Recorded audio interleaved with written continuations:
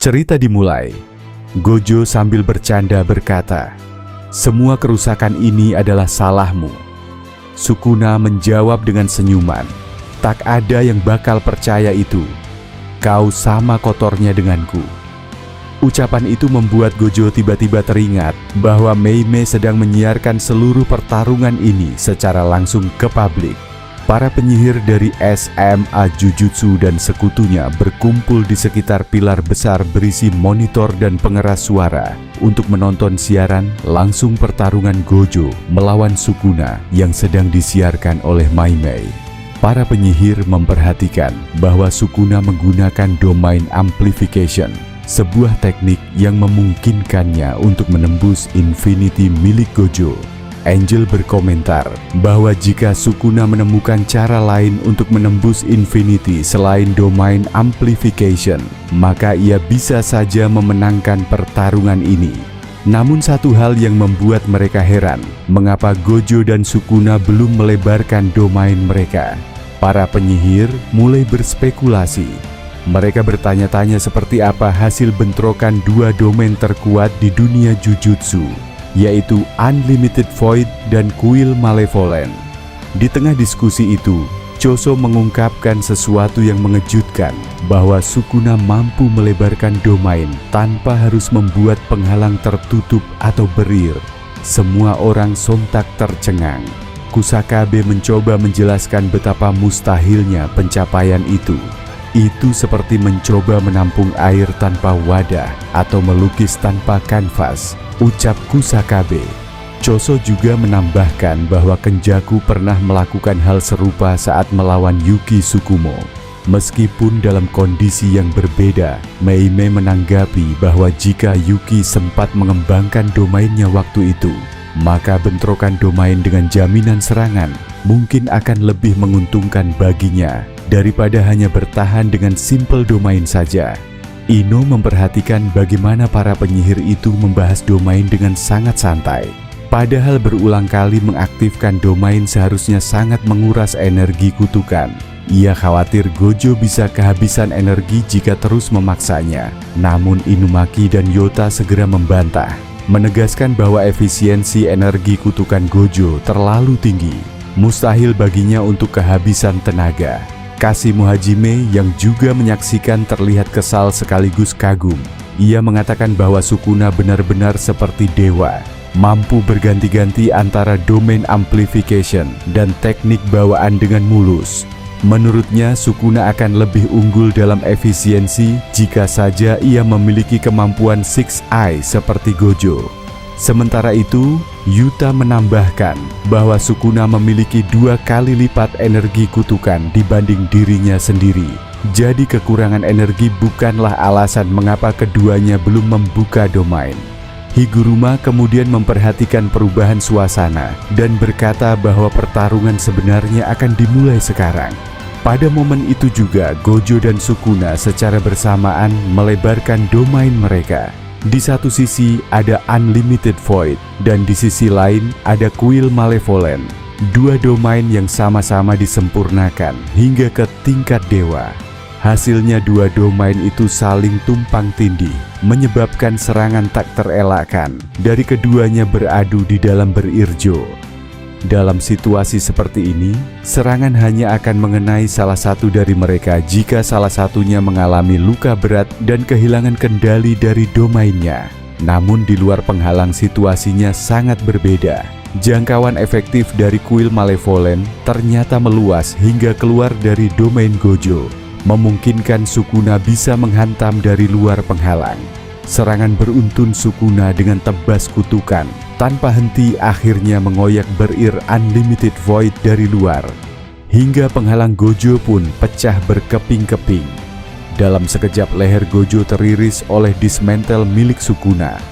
Darah mengalir dan seluruh dunia yang menonton terdiam menyaksikan sang terkuat akhirnya terluka.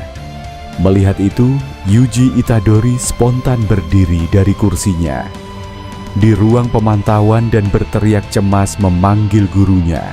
Meski lehernya terluka parah, Gojo segera menyembuhkan dirinya dengan teknik kutukan pembalik. Namun Higuruma segera menjelaskan bahwa Gojo masih berada di dalam jangkauan kuil malevolen. Tebasan tanpa henti itu akan terus berlanjut. Koso bertanya, kenapa Gojo tidak melarikan diri dari area domain terbuka itu? Dan Hakari pun setuju mengatakan bahwa kecepatan Gojo seharusnya cukup untuk kabur. Namun Kusak menjelaskan dengan serius, Gojo hanya bisa berteleportasi kalau limitless-nya aktif. Sekarang tekniknya sedang rusak akibat bentrokan domain. Itu artinya dia sekarang dalam bahaya. Sukuna lalu melepaskan rentetan tebas brutal gelombang kutukan yang mengoyak tubuh Gojo tanpa henti. Gojo terus bertahan memaksa memakai teknik kutukan pembalik bekerja kepada kapasitas maksimum. Tujuannya hanya agar dia tetap hidup. Tubuhnya sudah penuh dengan luka dan darah. Namun di tengah-tengah rasa sakit itu, Gojo masih bisa tersenyum kecil dan berpikir, dibanding efek pasti kena kuil malevolen ini, limitlessku jauh lebih unggul. Setidaknya aku tahu aku bisa menahannya. Yuji yang masih menonton bertanya, kalau kuil itu dihancurkan, apakah domainnya juga akan hilang? Kusakabe menjawab, benda-benda yang dimunculkan di dalam domain biasanya tidak berpengaruh besar. Menghancurkannya tidak akan meniadakan domain. Meimei menambahkan bahwa Gojo pasti sudah tahu jawabannya lewat Six Eye. Jadi kalau itu efektif, dia sudah melakukannya dari awal. Sementara Kirara mulai panik, merasa Gojo tidak punya cara untuk membalas serangan Sukuna. Tiba-tiba Gojo mengaktifkan Simple Domain membentuk perisai untuk melindungi dirinya dari efek serangan pasti kuil malevolen. Para muridnya terkejut. Yuji berteriak bahwa Gojo bahkan tidak bisa mengajarkan Simple Domain sebelumnya. Usakabe menjelaskan, dia bukan tidak bisa mengajarkannya. Gojo hanyalah jenius alami yang tidak butuh belajar caranya. Sambil menyembuhkan diri dan mempertahankan penghalang sederhana itu, Gojo perlahan mulai mengulur waktu. Namun, Koso memperingatkan bahwa langkah itu hanyalah memberi jeda singkat karena Simple Domain tidak akan bertahan lama. Benar saja, setelah pertarungan jarak dekat yang singkat, Simple Domain Gojo pun hancur dan tebas Sukuna kembali mengenainya. Namun, Gojo segera mengaktifkannya lagi membuat Sukuna terlihat mulai frustasi. Kali ini sesuatu berbeda. Gojo tidak lagi menyembuhkan dirinya. Ino mulai khawatir dan berspekulasi bahwa Gojo mungkin kehabisan energi kutukan. Tetapi Yuta langsung menolak argumen itu. Mustahil Sense tidak akan kehabisan energi kutukan bahkan dalam situasi seburuk apapun. Beberapa detik kemudian Simple Domain Gojo hancur lagi dan tubuhnya kembali disayat oleh puluhan tebas Sukuna. Satu pertanyaan bergema di benak semua orang. Apakah Gojo Satoru akan kalah? Namun tiba-tiba Gojo menghilang dari pandangan Sukuna lalu muncul di hadapannya dalam sekejap menggunakan kecepatan Extreme Blue. Dengan gerakan kilat, Gojo melilitkan kakinya ke tubuh Sukuna dan membuat Raja Kutukan itu terkejut melihat kecepatannya. Dan dalam jarak sedekat itu, Gojo melepaskan teknik keret tepat di wajah Sukuna. Ledakan kutukan itu menghantam Sukuna dengan sangat keras, melemparkannya langsung ke kuil malevolen miliknya sendiri. Yuta yang menonton dari layar langsung berdiri dan berseru. Sense memulihkan limitless-nya dengan teknik kutukan pembalik. Dia memperbaiki teknik bawaannya yang terbakar. Asap mulai hilang. Gojo berdiri di tengah reruntuhan. Luka-lukanya mulai sembuh kembali. Ia pun menarik napas dalam-dalam, tersenyum, dan berkata, "Itu tadi agak sulit, tetapi akhirnya bisa juga keluar dari situasi sial itu." Yuta dan Kusakabe terkejut melihat bagaimana Gojo Satoru berhasil memulihkan teknik bawaan limitless-nya yang kelelahan dengan teknik kutukan pembaliknya. Yuta dengan ekspresi tak percaya menjelaskan bahwa teknik bawaan yang kelelahan itu seperti mesin yang terlalu panas. Biasanya satu-satunya cara memperbaikinya adalah mendinginkannya dan menunggu waktu. Bukan dengan penyembuhan energi kutukan. Menyembuhkan luka fisik dan memulihkan teknik bawaan Itu adalah dua hal yang benar-benar berbeda. Yuta heran dengan jurus yang digunakan oleh Gojo, tetapi Sense berhasil melakukannya. Apakah aku belum paham teknik kutukan pembalik sepenuhnya? Tanya Yuta. Atau Gojo Sense benar-benar memaksa dirinya melewati batas manusia? Gojo menatap Sukuna dengan nada tenang dan bertanya, "Kau bisa memperluas jangkauan domainmu lebih jauh lagi, kan?"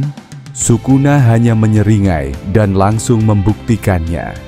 Kuil Malevolent kini melebar hingga jangkauan maksimumnya, menciptakan medan serangan kutukan yang menelan seluruh Shinjuku.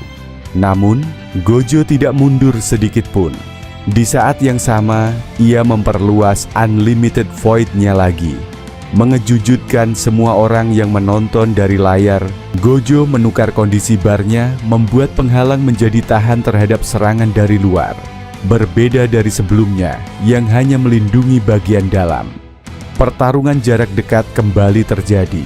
Sukin serangan fisik dan domain amplification mengejutkan Gojo dengan pukulan beruntun yang memanfaatkan celah mikroskopis. Padahal biasanya mustahil menggunakan amplification bersamaan dengan teknik bawaan. Tetapi karena Sukuna menerapkannya lewat domain, aturan itu tidak berlaku. Gojo menangkis serangan itu, namun Sukuna terus menekan dengan peningkatan output energi. Gojo tersenyum sinis dan membalas dengan pukulan keras ke arah rusuk Sukuna. Sukuna cepat pulih dan melompat ke belakang Gojo, menangkap kakinya dalam satu gerakan cepat. Gojo langsung sadar sesuatu yang aneh. Efek serangan pasti dari kuil Malevolent telah menghilang.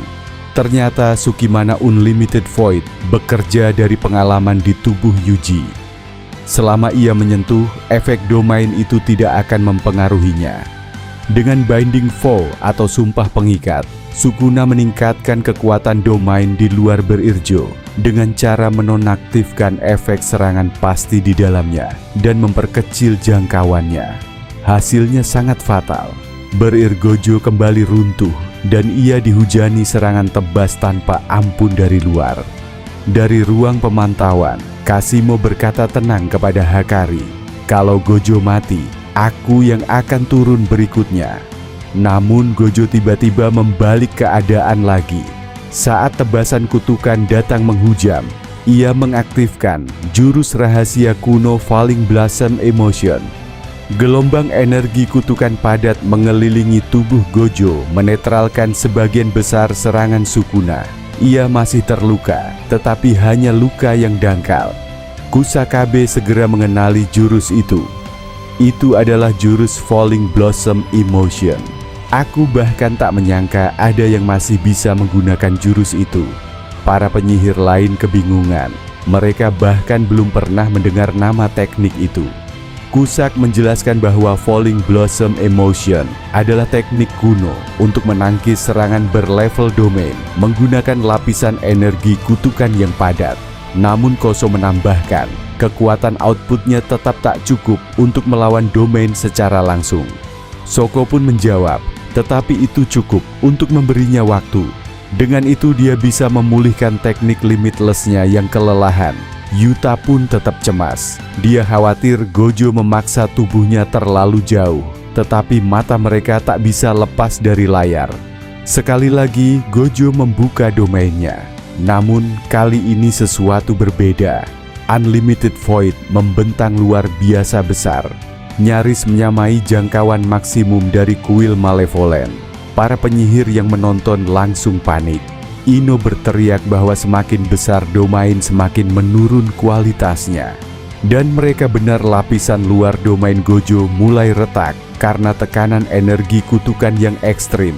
Namun tiba-tiba domain itu menyusut dengan cepat, mengecil dan terus mengecil hingga akhirnya berubah menjadi sebuah bola kecil berputar pelan di udara di depan Gojo. Para penyihir yang menyaksikan duel Gojo Satoru melawan Ryomen Sukuna kini terdiam menatap layar.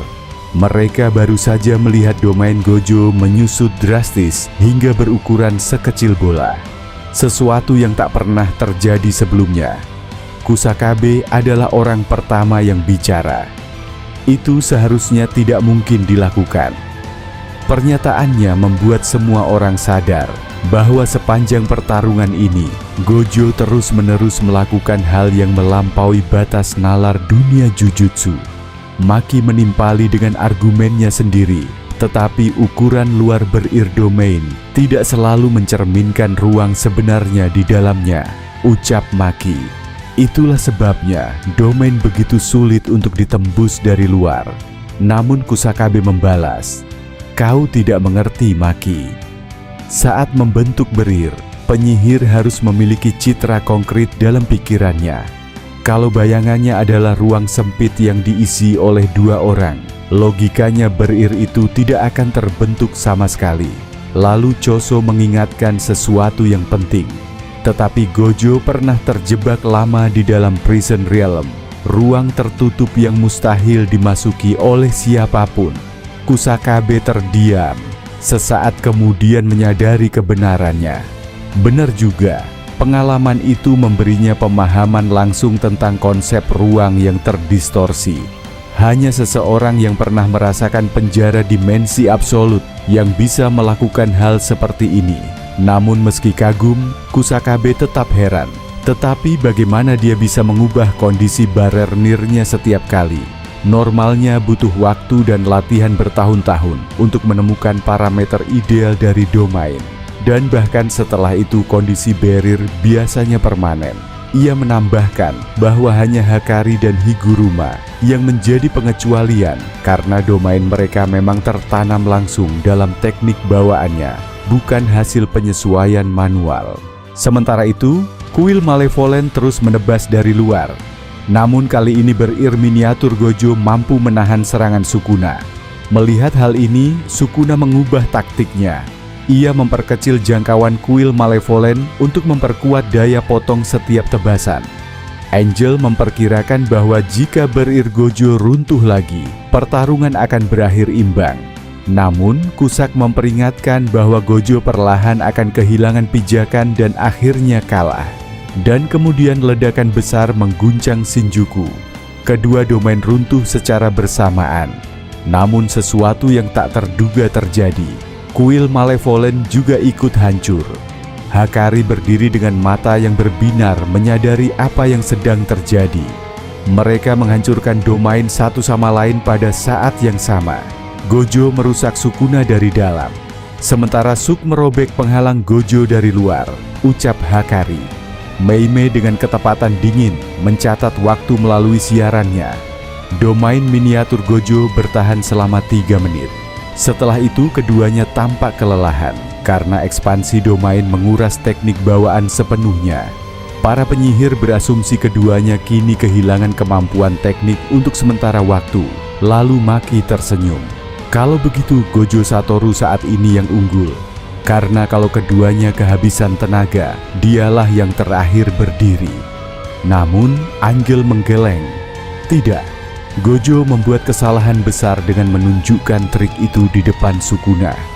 Angel menjelaskan bahwa Sukuna memiliki penguasaan jujutsu yang luar biasa presisi, bahkan mampu memecah jiwanya menjadi benda terkutuk 1000 tahun yang lalu, berkat Kenjaku yang membantunya di masa lalu. Sekarang setelah ia melihat bagaimana Gojo memulihkan teknik bawaannya dengan teknik kutukan pembalik, kemungkinan besar Sukuna juga bisa menirunya. Sementara itu, Sukuna mundur ke atas jembatan untuk mengambil jarak. Namun, Gojo melayang di bawahnya lalu menyerang menembus lantai jembatan dengan beberapa hantaman berlapis blue. Ledakan energi menembus struktur baja dan Gojo muncul dari lubang yang ia buat sendiri. Menutup jarak itu secepat kilat. Ia menyerang Sukuna dengan pukulan keras membuat Raja Kutukan itu terpental ke belakang. Meskipun Gojo kini memegang kendali penuh, ia terlihat tetap ragu dan bertanya-tanya dalam hatinya. Kenapa Sukuna tidak menggunakan salah satu teknik aslinya di luar domain? Saat aku membalik kondisi barrier di ekspansi yang kedua, kenapa dia malah memilih langkah beresiko daripada menghancurkannya dari dalam? Gojo menyimpulkan bahwa Sukuna hanya mengandalkan domain amplification sejauh ini, yang artinya Suk menahan sesuatu. Dalam 3 menit pertarungan dalam domain miniatur, Gojo jelas lebih unggul. Namun, ada satu hal yang belum Sukuna lakukan sama sekali. Ia belum menggunakan teknik 10 bayangan. Dan lebih spesifik lagi, ia belum memanggil Mahoraga. Tiba-tiba di suatu tempat yang gelap dan sunyi, roda Mahoraga atau Shiigami terkuat dalam sejarah teknik 10 bayangan berputar perlahan. Di saat yang sama, Gojo Satoru meneteskan darah dari hidungnya. Entah karena kelelahan atau karena sesuatu yang lebih mengerikan, baru saja mulai bangkit.